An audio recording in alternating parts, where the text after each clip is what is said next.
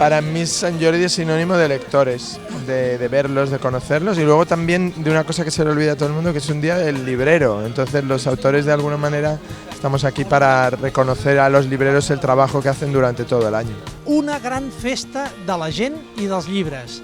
Sant Jordi no és rànquings, vendes, números, tot això és una notícia que està molt bé que els editors i els llibreters facin números, però sobretot és una gran festa de la gent. Per mi Sant Jordi és un parèntesi en la vida trafegada de tot l'any. Crec que d'alguna manera la gent s'acaba emportant a casa aquell llibre que creu que després li donarà hores d'esbarjo, de reflexió, de satisfacció, d'entreteniment, de pensament, i per tant és com una inversió de futur.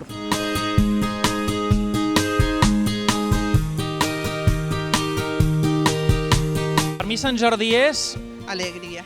un dia en què carrego la casa de llibres que m'aniré llegint durant tot l'any i que m'aniré acompanyant des d'ara 23 d'abril, en aquest cas del 2019, fins al 23 d'abril segurament del 2020. Afabilidad y contacto con personas a las que no conozco, pero de las que recibo palabras agradables, agradecimiento. Un estat d'ànim, un miracle, surt el sol, veus?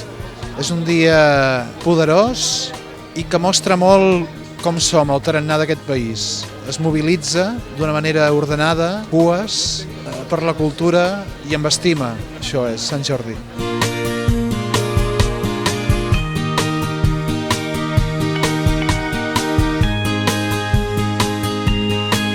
Para mí San Jordi es una de las fiestas más importantes del año, es la fiesta grande del libro. Un día lleno de libros, de amor, de pasear, de comprar rosas, de ir a echar cervezas, de fiesta.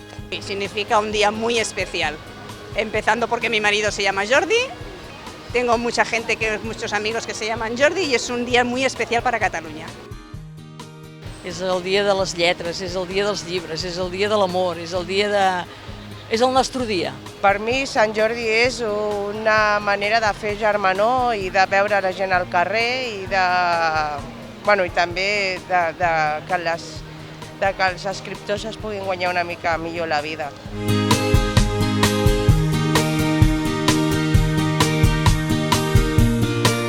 La millor festa del món.